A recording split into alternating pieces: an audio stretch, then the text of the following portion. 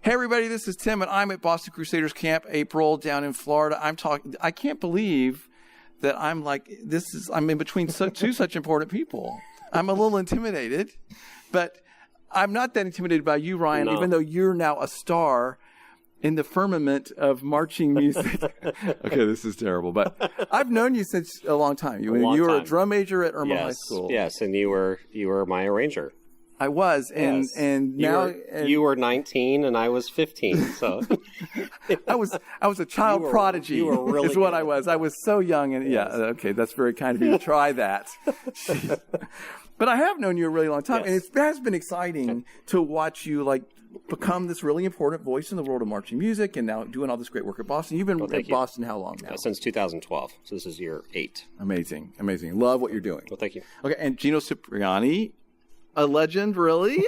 How did it? How do you handle that moniker? Do people call you that to your face all the time, or just me? No, Nobody. I'm just really old, and I've been around for a very long time, and but doing good work for a very long time. Well, yeah, I got great people around me, and so I'm very fortunate to be where I am. And Absolutely. how long have you been at Boston now? This is my 3rd year. Okay, so you're part of the new team that came in. And I am part of the new team. I love what's going on right now, and so I'm so excited to be here. So now I'm going to move off camera because nobody wants to see me. But I will start this. It's April. Yes. So I would like for you guys to talk about since you're doing in charge of the brass line, you're writing the arrangements, sort of the collaborative process that you've been through to get to this point. Okay. I don't know how. That was very vague. But how much of the show's written, Ryan, for the wins? We essentially have everything except the last minute and a half-ish, and that's planned and sketched. It's just a matter of filling out the details. And in terms of process, I think something that we've tried to do is really take our time and go through lots of drafts and Colin McNutt and Ian Moyer and I do a lot of back and forth. And what do you think about this? What do you think about this? And we like to workshop ideas. And, all of this is kind of coming from Keith kind of creates the sandbox that we get to play in, so to speak. And so we spend a lot of time ironing out the kinks and the details and making sure that really every bar is of purpose and meaning. So. Right, which is interesting because I guess I will jump on camera. I was just talking to Leon and Keith about that, and they're talking about how they're sort of every count, every 4 counts is critical. Right. So are you doing this process, the music doesn't change really once you start the process, it's more about how the music's put together? Yeah, or do you ever go further than that? We try to do as best a job as possible of planning as much as we can, and so I'm not sending something out and people are totally surprised by what I'm sending out.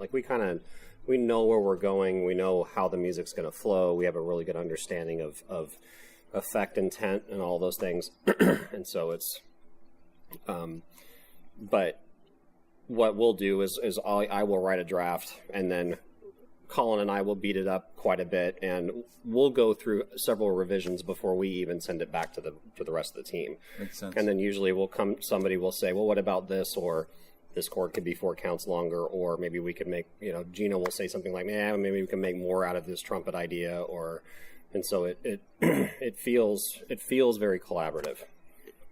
So do you have much freedom to sort of be creative as you're writing, or is it very planned out? There's a lot of freedom to do what I want to do. And that's what I like about this team is that I think everybody is allowed to shine in the way that they know how to, but we all know what direction we're heading. And so it helps to know where we're going. But I feel total freedom to do what I want. Cool. But this team is great because I'm able to hand it to Gino, and he's able to say, maybe we can do more here or less here, and then same thing with Colin and Ian. I think we're pretty good at being able to tip each other off to new ideas. And right. I think that's what it's really great about this, since we've been here 3 years together with the brand new team is that we really can everybody can put their egos aside. Yeah. And, who am I to tell Ryan, Mr. Win Literature man here, that everybody in the world is playing his material about, about a phrase or two. But, he welcomes everything with open arms. And then everybody's like that. Yeah. Everybody's, the intent is getting the best product on the field. Right. And everybody's ego is put aside. That's the least important thing in this process, and that's what's so that's what's great about it. That's what makes it so much fun. And to add and piggyback on what he was saying too, it's like we've all become closer. I actually taught Ryan in the Blue Devils back when. Oh wow! Yeah. Okay. So, he was my caption head. Yeah, okay, absolutely. Very cool. So everybody's friendship here is growing. Of course I knew of Keith Potter, of course I knew of Leon and Dudu and such and Ryan, but throughout the 3 years, I think everybody's gotten a lot closer and we've become really good friends and it's a joy and it's so much fun. And I think it translates out on the field. Because I think, the last couple of years, it's been really entertaining programs that I think people have enjoyed. Yeah. And I think that's the most important part. Yeah. I think a lot of that joy you're describing is the way I would think about those shows. There's a lot of joy coming from the field right now from Boston, I think. Yeah. Yeah, when we want the audience to have fun. I mean, we want them to enjoy what we're putting out there, and we want them to connect and relate to what we're playing and what we're presenting. And, but, like he was saying, we're all about the greater good, and the greater good is our performers and the product that they get to perform every year. So it's that kind of a collaborative effort is, It makes it a lot easier. It makes it a lot easier. But you are getting a level of engagement from the audience that's exceptional in the activity. I mean, people are really in it when you guys are on the field. Yeah. That has to be exciting. It is. It's very exciting. It's the most important thing. It really is. I get such a joy watching the audience react to our product and watching our members react to the reaction, because it goes both ways, right? Yeah. Whatever the members are feeling, the audience feels, and then they give it back to the members, and it's just constantly transferring.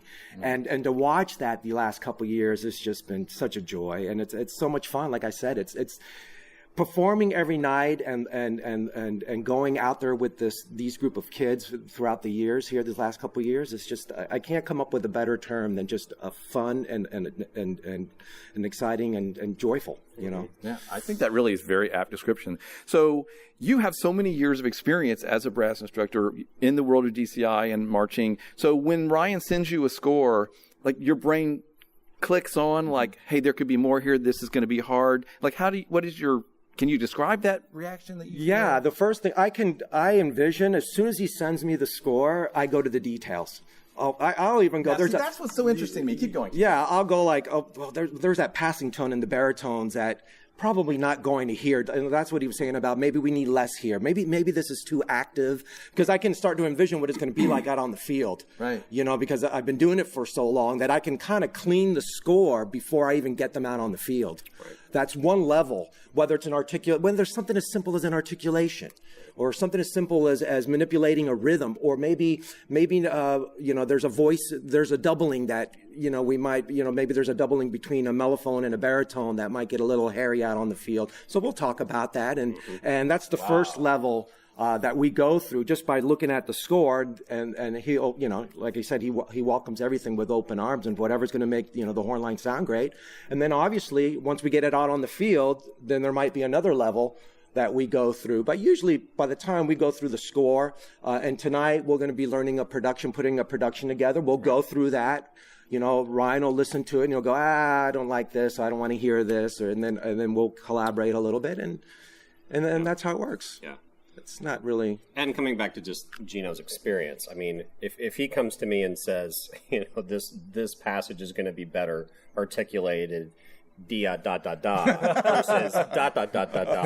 I'm going to listen to the man, because ultimately that slur or that eighth note, it in the grand scheme of things, it doesn't matter. Correct. Because ultimately it's the audience that's going to perceive what we give them, and they have no preconceived ideas of what we're doing, and you don't have a audience member going, yeah, but that eighth note is in the original. Yeah, but you don't really care, So I think is as long as we're constantly stepping it up to refine what we're giving the audiences and the kids. I love that you all trust each other and can collaborate so well. Yeah. So are there ever moments where they're like, let's rethink the voicing of this whole section? Yeah, it just happened today. Yeah. It just happened today. And it was because of a drill thing. Leon came to us and said, hey, there's this section that I think it was kind of a back and forth idea, and that happens in the middle of a percussion moment. And he said, I think we're going to potentially have some ensemble issues because of where I put the low brass. So the high brass, though, are parked right up front, and it's not a super long idea. It's a short passage, and we went, well, since they're prime stage, let's get the baritones out of there, and let's make this a high brass thing. And so then, again, it's me looking at the notes going, well, I can either fight for those notes that's going to be an issue for him and everybody throughout the summer, right? Or I can go, well, I can give the notes to these guys and make this moment better because they're in a position to be able to deliver the material better. And so that's well, of course I'm going to make that change. So I'm sure there are moments where you do decide to fight for an idea. You know what? I think coming back to what he's talking about, I think trust is a big word too. Ooh. Like, we're having a lot of fun with each other, but we really trust each other. So Michael Townsend comes to me and says, we need 2 more counts there because I have the drill is set up in a way that I've got 16 rifles that are gonna do what they do. Right. do what Michael Townsend rifles do. He's gonna get the extra 2 counts. You know what I mean? Like, it's that kind of a thing. And even though, I might not understand, completely a certain phrase ending or something like that, it's one of those things where you see the big picture and you see what Leon does with it, and you see what Colin does it and how he fills in a space with writing it, and you hear it and you go, yeah, well, that makes perfect sense. So yeah. It's all for the good of the show. Yes. Yeah. It's all for the product on the field. Yeah. That takes number one responsibility over anything. Yeah. So if Gino comes to me and says we need to phrase this differently or something, and he's standing in the middle of a cornfield in Iowa, I'm going to say, well, yes, of course, because you're the one that's wrestled with it, and he's the one that has to make the decisions to make it the best that it could possibly be. And so, we're going to reshape that baritone thing. So how much changes during the course of a season? Like, once the show is sort of produced in spring training and heads out, are there a lot of things that happen after that? No, these guys put in so much work, and every detail, every phrase, every transition is all done. There's multiple drafts musically, there's multiple drafts visually, that once we teach the show, there'll be some new ideas that happen, but we don't go, hey, we're getting rid of these 16 counts or anything crazy like that. It's just minimal. It really is. And that's what's so refreshing, is just that because they work so hard during the winter. Right. You can just step back in the summer and just enjoy it. Do we get some things we have to rework? Yeah, sure. But it's very minimal. Yeah. It's very minimal. And that's just the nature of the beast. New ideas come about, or, the thing is that really, Michael will come in and really starts to work his magic in spring training in the summer. And so he's constantly producing things and coming up with new ideas. And so usually it's, there's a soundscape idea that we could put in here that would accentuate this rifle catch. Or, there's a flag idea that's happening. Maybe the brass thing can be more so we can accentuate that more. But, I see it as, if we're having to make whole scale changes in the summer, then as the design team, we haven't done our job in the winter. Yeah, we need to, the kids need to walk into spring training going, this is the thing this is the car that we're going to drive for the next 3 months. And if we're having to change the wheels and every month, then we didn't build them a very good car. Yeah. Good point. So, Gino, you're out on the field for so many years. You've been getting these fantastic brass lines to play so well. Like, even with the high level of talent, what's the hardest thing you have to get the students to do? Like, is there something that's always like the hardest thing for brass lines? I think it's like anything else in a grand scheme. It's just managing the summer. It's a long summer. It's a grind. The kids are at it every single day, in the hot sun and the environment that the summer brings you. So that it's just being able to motivate and being able to keep them engaged, and having a great staff. I'm very fortunate to have great people underneath me that we've been together forever. They understand the system. They they understand the expectations, and the students and members understand the expectations. So it's just about consistency. They know when they wake up and they go to the field, they know exactly what they're going to expect out of me and the brass team. There's no surprises from day to day. It's just consistency. We're just very, very consistency oriented to anything that we do on an everyday basis. So I wish there was magic dust because I would buy a lot of it, but there's not. Well, you clearly have some. Well, I do have some, but I can't share it with you. He would have to kill me if he told me. I'm running out of the magic dust. So. Trademark, yeah. But that's fascinating to me that was your answer, though, because I thought you might say, man, triple tonguing, blah, blah, blah. No. But you're talking about it's just keeping them engaged and healthy and going. And that's the hardest part for staff members. And it's not about the triple tonguing and the double tonguing. Of course, it is just managing the day, and keeping them engaged. The tour is long and it's a grind. Sleep is tough to come by. It can be challenging. So I think, maybe not a traditional answer, but yeah. No, that's a great answer. It's not what I expected, but I loved it. Okay. That's really good. Well, and something coming back to just the joy of it, I think too, is that, I think what might be a little bit different from other corps is Gino and Dude and Aaron Bailey, the visual caption head, and Michael, they have a lot of clout and leeway over how the corps gets down the road every summer. Right. And so they have, it's not so much where, orders are being given from on high about what the schedule is. Like, he's the one that's creating the schedule. He's the one that's coming back and saying the kids need 2 extra hours of downtime because I can tell in their faces they need 2 extra hours. Right. So we're able to manage it. Right. And they trust your expertise and experience to be able to make that call. Yeah. And that's one of the attractions of coming here and taking this job. It wasn't just, I'm more involved. Like he was saying, I'm involved in the everyday scheduling. If the children need more sleep, the children are going to get more sleep, if it's, or whatever we're doing, or it's too hot, or, let's go get some ice cream or whatever. There's not a board of directors that I need to run it by.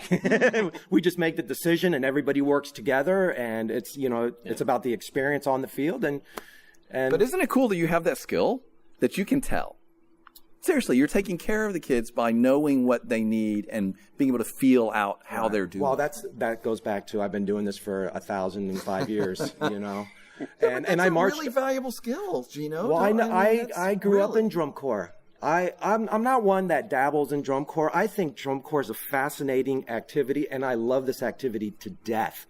And I want my students to feel the joy and the excitement I get from drum corps. I want them to get that too, because it is a wonderful activity. It's an incredible activity, and I remind them of that just about every day with my actions.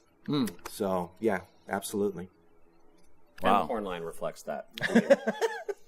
Yeah, but but triple tonguing is important.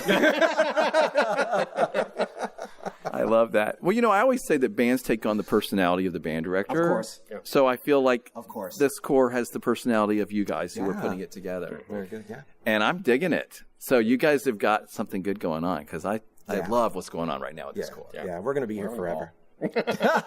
I'm not leaving until they kick me out, until they lock the doors and they change the locks on me. Go to my bus and the door all of a sudden doesn't open, Then you'll know. That was it. You guys, it's so exciting to hear you talk about this, and thank you for sharing this. Final thoughts, Ryan, anything about the year, what you're looking forward to, or anything you want to say before we go? The talent and the I mean, coming back to what he was saying earlier, but the talent in the line this year is pretty off the charts. And awesome. I think what's been exciting the last 3 years is to see the corps' talent level compound itself, especially in the horn line. I think people are going to really enjoy these performers a lot this year. Well, who wouldn't want to be a part of this corps right now? Like, I wish I could march. Yeah. Of course, if I did this, I would die because I can't. Gino, final thoughts about you looking forward to the year? Anything about what's going on right now? Yeah, it's just the growth. Piggybacking on what Ryan was saying. Kids came last year because they loved Wicked Games. They're here now because they loved SOS. You know what I'm saying? So it's just just be ready for another fantastic program from the Boston Crusaders, because it will not disappoint. It will not disappoint. All right. Well, we all can't wait. I had to say that twice. You can say it one more time if you want to. It will not disappoint. All right. Thank you guys for talking to me. This is great. It's really wonderful. Thank you. Find other interviews and videos from top DCI designers, instructors, and marchers, behind-the-scenes videos, interviews, and podcasts from winter camps, spring training, traveling during the season, and performances, all at marchingartseducation.com/DCI-2019. The Marching Roundtable is proud to be an official media partner of Drum Corps International. Subscribe to the Marching Roundtable and Marching Arts Education YouTube channel so you never miss a single video from the Marching Arts' #1 source of educational resources, entertaining podcasts, and news from the activity. If you like the Marching Roundtable, please tell a friend or colleague. You are the best way we have to let people know about this valuable resource. Find podcasts at marchingroundtable.com and find live webinars and video content at marchingartseducation.com. Thank you for watching.